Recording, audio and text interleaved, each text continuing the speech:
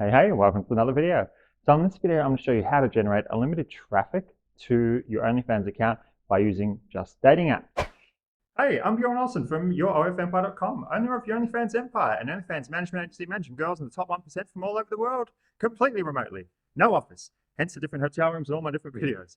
Check us out at YourOFEmpire.com or at YourOFEmpire on all major social media platforms. But for now, let's get back to the video. Now, of course, there's a few other things you have to have in place to make it work, including having an optimized OnlyFans account right for converting people that go to the account. Because obviously you can generate as much traffic as you want to the account, but if you're not converting, then you're not getting subs out of it. So then it's pointless. So how do you go about doing this? Well, for starters, you're going to focus on the main two apps like Tinder and Bumble. There are a lot of other apps, Hinge, Plenty of Fish, OkCupid, Kinked. There's a lot. I've been through a lot. Trialing a lot. But in terms of effort versus return, which is the metric that I've spoken about in other videos, these two are the two you should focus on. Tinder can be slightly harder to use than Bumble, only because their tech is so good, even though the umbrella company Match.com owns both. But Tinder's tech seems to be a lot better and seems to make it a little more problematic to exploit. But there's always a way. So that's what I'm here for. So you're going to want to stick to the main apps, Tinder and Bumble. Secondly, you're going to want to have a conversion funnel in place. Conversion funnel is used to funnel the simps, the guys, the people that want a better look. Conversion funnel is used to funnel them down to your OnlyFans and then convert them. Hence, conversion funnel. So you're going to want to have one of these set up. Conversion funnel, typical one would be Tinder Bumble, obviously. Tinder Bumble to IG or Snap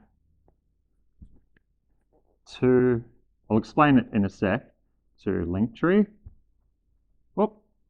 to OnlyFans. Wow, what does this mean?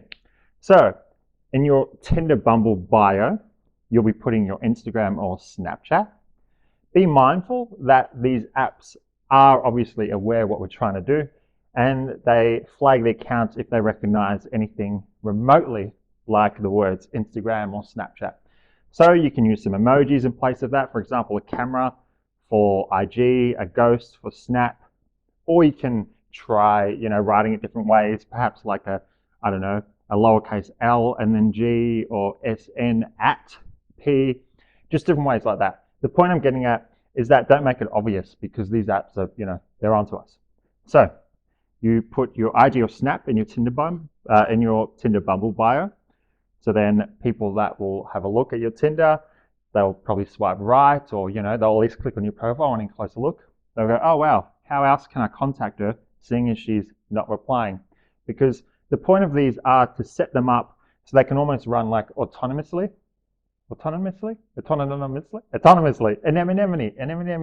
Anyway, Finding Nemo. The point is to be able to set these up so they kind of run like autonomously. So you just do the swipes each day, and the rest does itself. So you don't reply to the messages. That's the whole point. Because guys will swipe, they'll match. Oh, they'll message obviously, and then, oh, she's not replying. How else can I contact her? Snapchat or Insta. So what happens then? They go through to Instagram or Snapchat. Same thing, message. Hey baby, how you doing? There's two ways to go about this. You can either reply, funnel them directly to your OnlyFans, or you can just ignore, which I find is personally better. You just ignore it, because ignore works autonomously. So Tinder Bumble bio to IG Snap, ignore. How else can I contact her? Oh, she's got a Linktree. Click on Linktree. OnlyFans. Booyah. Then they go in. Now I'm assuming there's like 60 million other videos that explain this. But for people that are just getting into it, I thought I'd break it down a bit more. Now, this, while simple, it can be very hard to maintain. What I mean is that these often get reported. So what will happen is guys are often privy to this. As soon as they see an IG Snap in bio and you ignore them, a lot of arseholes will report the account, so they could ban it. Or what will happen? they'll funnel through to your IG Snap. They'll see a link tree or an OnlyFans link. Now, if you know what you're doing, you should know that you should never put an OnlyFans link directly in Insta, but that's for another video. Anyway, so some assholes will go to your IG Snap, they'll see a link tree link, then they'll report the account. So what happens? What happens then is that your Tinder, Bumble, IG/Snap are going to be in and out of bans. Well, not in and out because you can't reactivate them, but they're just going to be getting banned left, right, and center.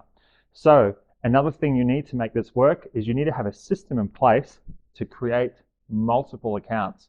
You need to have a system in place that is structured so that when one gets banned, you can easily just create another one and continue the funnel and just implement the same thing. So you need to set up multiple of each.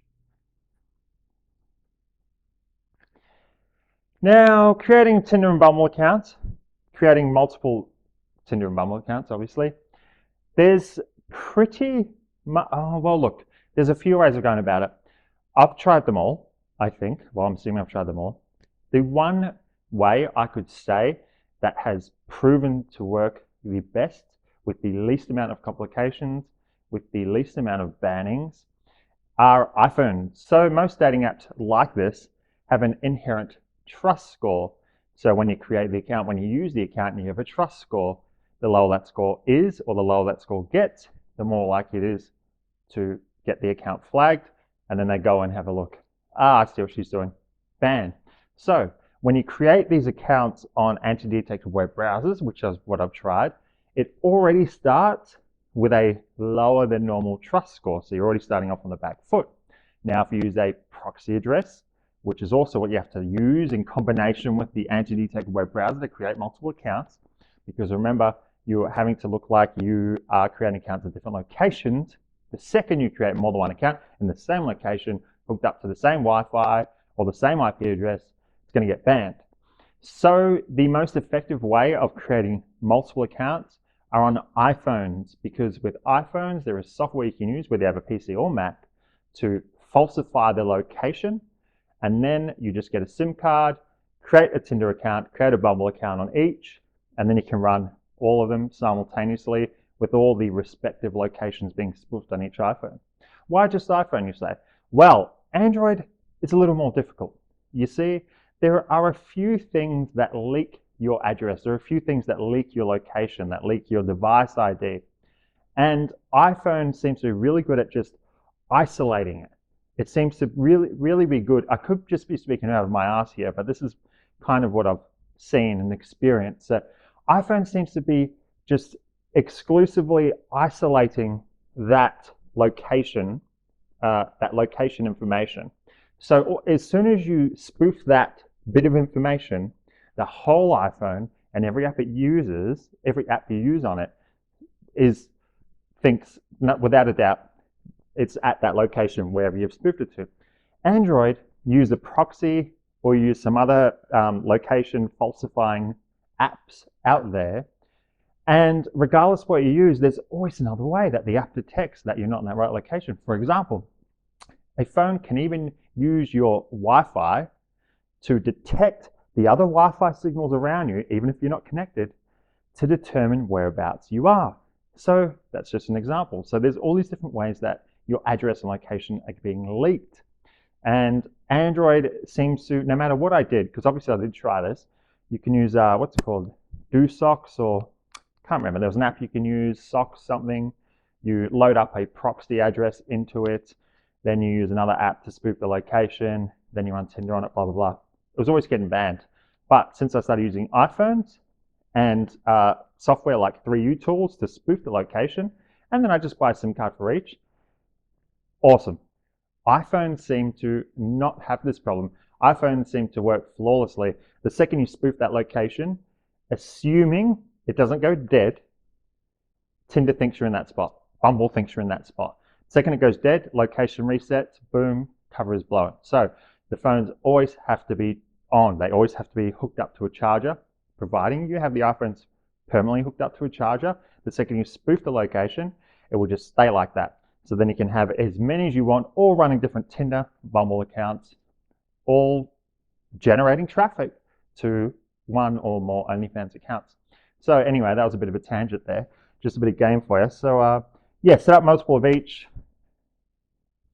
iPhone, recommended.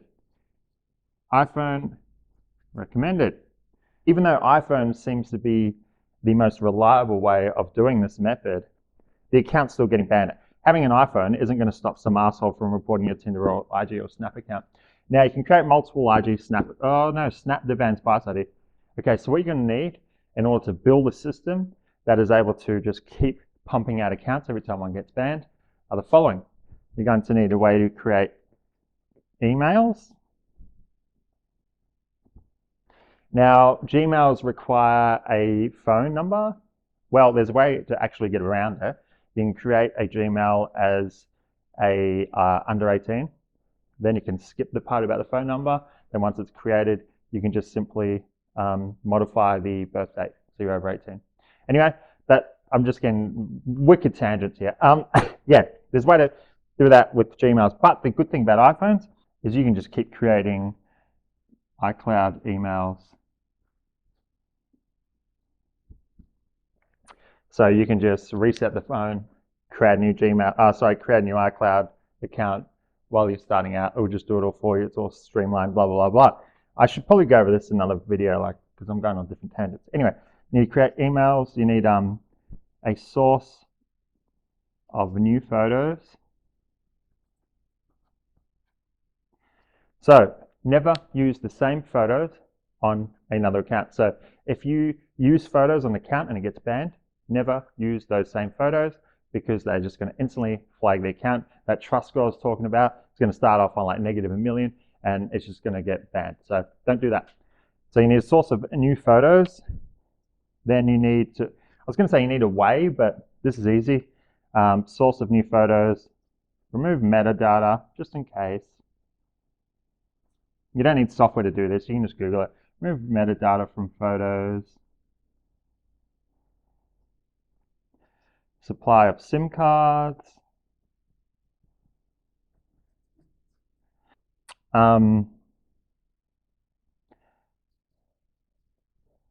Multiple